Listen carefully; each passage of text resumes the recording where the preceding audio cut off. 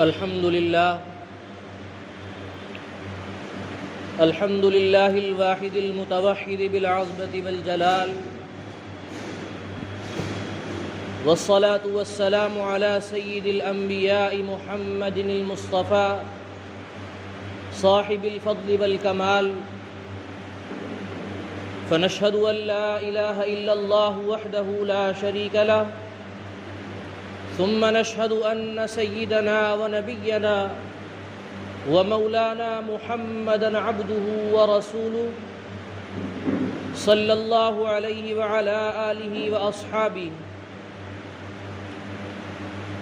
أما بعد، قال الله تبارك وتعالى في كلامه المجيد: أعوذ بالله من الشيطان الرجيم، بسم الله الرحمن الرحيم. إن الذين يؤذون الله ورسوله لعنهم الله في الدنيا والآخرة وأعد لهم عذابا مهينا. وقال تعالى جل شانه وعم نواله في مقام آخر: إنا كفيناك المستهزئين. صدق الله العظيم. برادران کرام، اس دنیا کے اندر ہمارے اور آپ کے پیدا ہونے کا مقصد،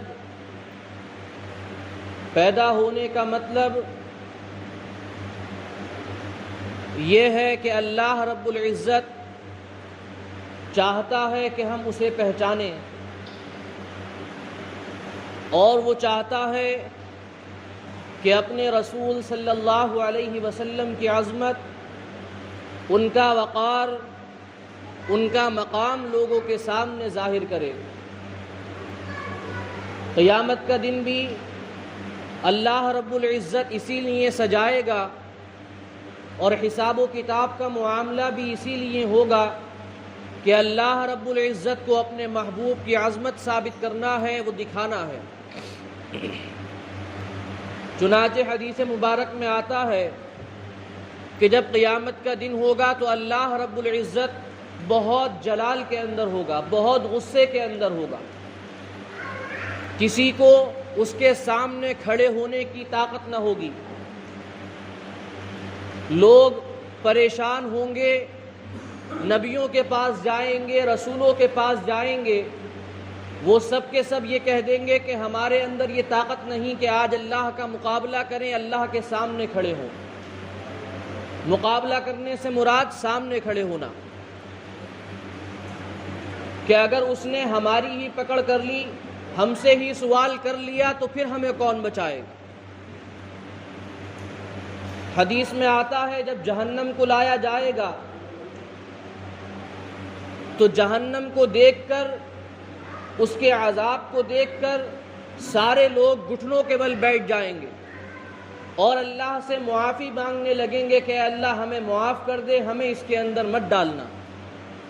حدیث میں آتا ہے کہ عام لوگ تو عام لوگ ہیں، اللہ کے جو نبی ہوں گے، جو 1,24,000 کم و بیش انبیاء کرام اللہ رب العزت نے بھیجے ہیں، وہ سارے کے سارے بھی گھٹنوں پہ آ جائیں گے اور اللہ سے معافی مانگنے لگیں گے۔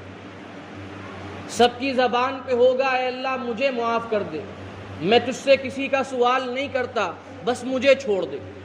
حدیث میں لفظ آتا ہے نفسی نفسی، یعنی میری جان، مجھے آج پرواہ صرف میری ہے، کسی دوسرے کی نہیں۔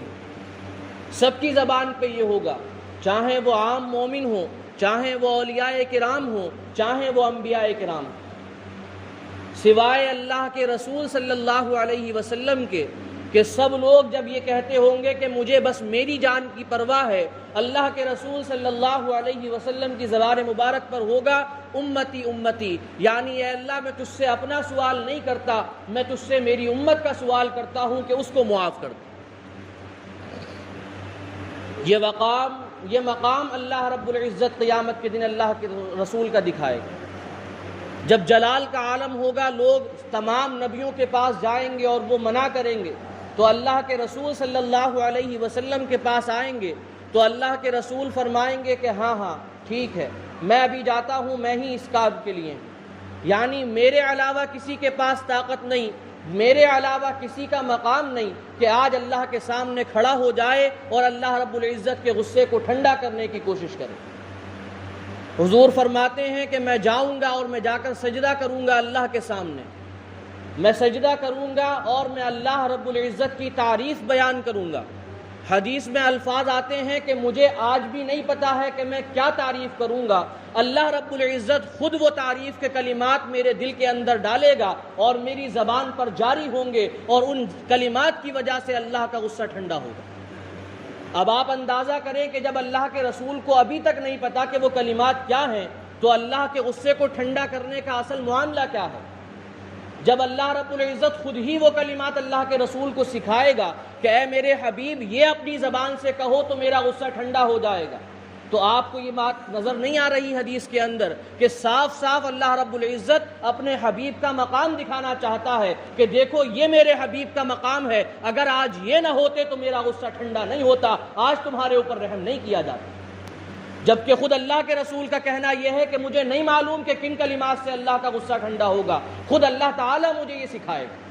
تو اگر اس کو غصہ ٹھنڈا کرنا ہی ہے تو وہ خود سے ہو جائے، خود سے اپنا غصہ ختم کرے، اللہ کے رسول کے سجدے کی کیا ضرورت ہے؟ بس یہ دکھانا مقصود ہے کہ دیکھو ان کا مقام کیا ہے۔ تمہیں دنیا کے اندر بتایا گیا تھا کہ اگر تم ان کے ساتھ چلتے رہے، ان کو راضی کر کے چلتے رہے، ان کی بات مان کر چلتے رہے تو تم دنیا میں بھی کامیاب ہو، آخرت میں بھی کامیاب ہو۔ دنیا میں تم نے اس بات کو نہیں سمجھا، صحابہ کرام نے سمجھا، اپنی زندگیوں کو قربان کر دیا، اپنے گھر والوں کو قربان کر دیا، مال و دولت کو قربان کر دیا، اللہ کے رسول کے سامنے انہوں نے کسی چیز کو اہمیت نہیں دی۔ لیکن آج ہمارا معاملہ کہ اللہ کے رسول کی بات ہمارے سامنے بیان کی جائے تو ہمارے کانوں پر جوں نہیں رینگتی، اللہ کے رسول کی بات بیان کی جائے کہ نماز میں میری آنکھوں کی ٹھنڈک ہے، ہمارے کانوں پہ جوں نہیں رینگتی، ہمیں اپنی نیند پیاری ہوتی ہے، ہمیں اپنا کام پیارا ہوتا ہے، اللہ کے رسول کی بات پیاری نہیں ہوتی۔ حالانکہ اللہ تبارک و تعالی بتاتا ہے کہ دیکھو یہ وجہ ہے کہ جو میں نے انہیں اپنا حبیب بنایا ہے، اور یہ وجہ ہے کہ جو تم ان کی امت میں ہو تو تمہارے اوپر یہ احسان ہے۔ اگر تم ان کی امت میں نہ ہوتے اور یہ تمہیں بچانے والے نہ ہوتے تو آج تمہیں کوئی بچانے والا نہیں تھا۔ اللہ رب العزت اپنے سامنے سجدہ کرائے گا، کلمات سکھائے گا، اللہ کے رسول وہ کلمات بولیں گے، اللہ تبارک و تعالیٰ کا غصہ ٹھنڈا ہوگا اور اللہ فرمائے گا ارفع راسک یا محمد، اے محمد اپنا سر سجدے سے اٹھائیے، سل تعطیٰ، آپ مانگیے آپ کو دیا جائے گا، واشفع تشفع، آج مغفرت طلب کیجئے، جس کی چاہیں مغفرت کر دی جائے گی۔ یہ اللہ کے رسول کا مقام ہے۔ حالانکہ اللہ تبارک و تعالیٰ کو بخشنا پھر بھی ہے۔ حدیث میں آتا ہے کہ اللہ کے رسول صلی اللہ علیہ وسلم جب شفاعت کر چکیں گے، جب سارے مومنین کو اللہ تعالیٰ جس کو بھی شفاعت کا اجازت دینا چاہے گا دے چکے گا اور شفاعت کر چکے گا، سب سے آخر میں اللہ تعالیٰ پھر اپنی شفاعت ظاہر فرمائے گا اور خود سے معاف فرمائے گا بندوں کو۔ تو جب سب سے آخر میں معاف کرنا ہی مقصود ہے تو پہلے سے اللہ کے رسول سے معافی کیوں منگوائی گئی؟ پہلے سے اللہ کے رسول کی شفاعت کیوں دکھائی گئی؟ کیونکہ بتانا مقصود تھا کہ یہ اللہ کے حبیب ہیں، ان کا مقام ہے، اس دن نہیں پہچانا تو آج پہچانو، اگر ان کا مقام نہیں پہچانو گے تو تمہارا کوئی سہارا نہیں، نہ دنیا میں نہ آخرت میں صرف اس کا ساتھ دیتا ہوں جو میرے حبیب کا ساتھ دیتا ہے۔ دنیا کے اندر کا معاملہ، طائف کے اندر اللہ کے رسول چلے گئے اسلام کی بات بتانے کے لیے، وہاں پر جا کر دیکھتے ہیں کہ کافر ہیں اور شریر ہیں، بدبخت ہیں، ان کو پتہ نہیں کہ یہ اللہ کے رسول کون ہے اور یہ ہمارے لیے کیا بہتری چاہتے ہیں۔ انہوں نے کمبختوں نے اپنے کچھ بچوں کو جو شریر بچے تھے ان کے پیچھے لگا دیا کہ جاؤ ان کو ذرا بستی سے باہر نکالو۔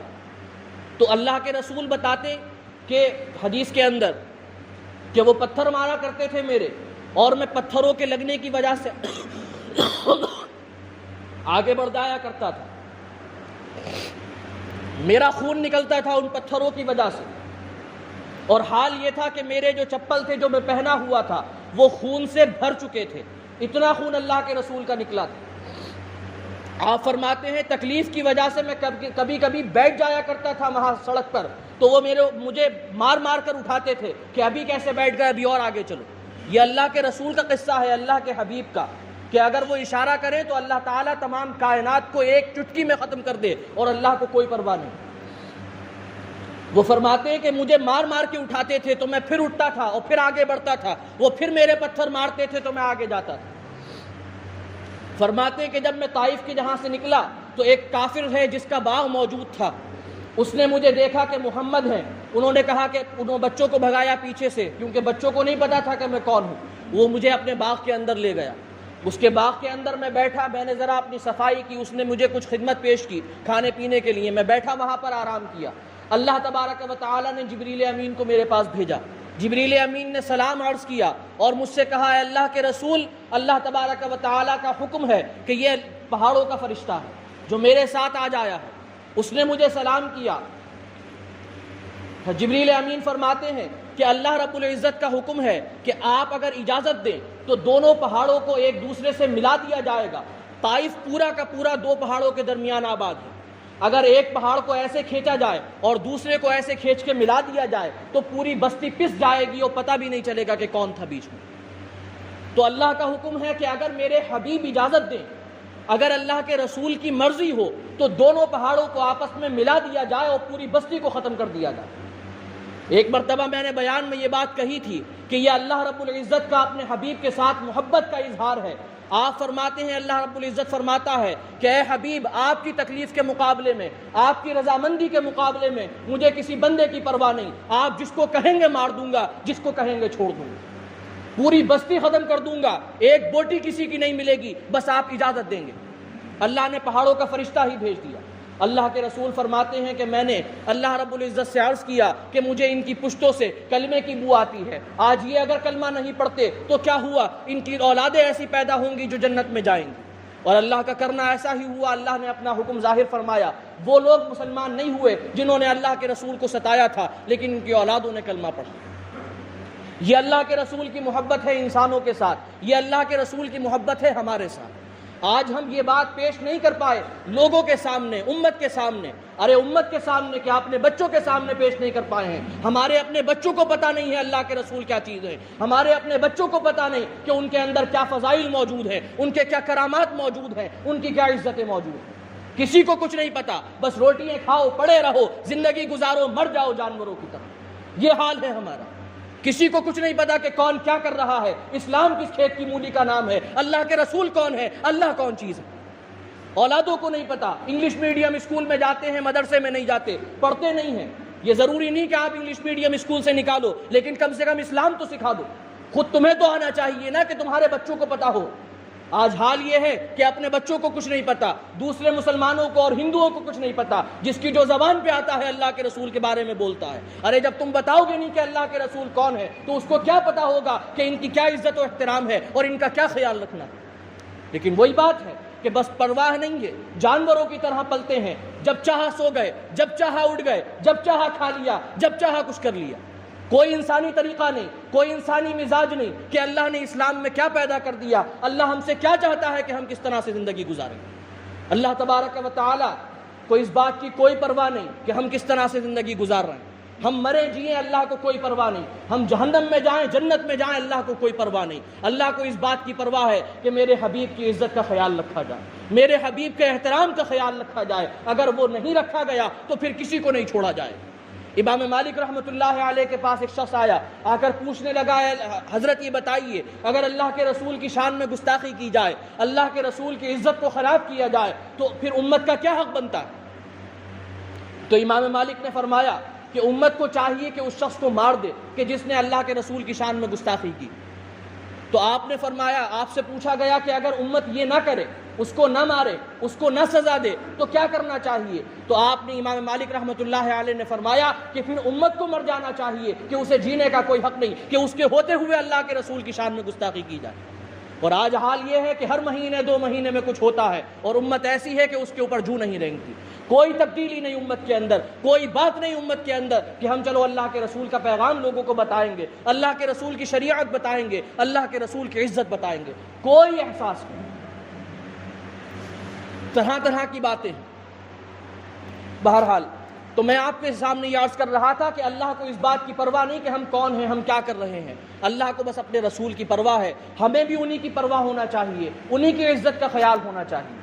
صحابہ کرام بیان فرماتے ہیں حضرت ابوبکر صدیق رضی اللہ عنہ کا بیٹا آپ کے سامنے آتا ہے اسلام لانے کے بعد. حضرت ابوبکر پہلے اسلام لائے ہیں, ان کا بیٹا بعد میں اسلام لایا.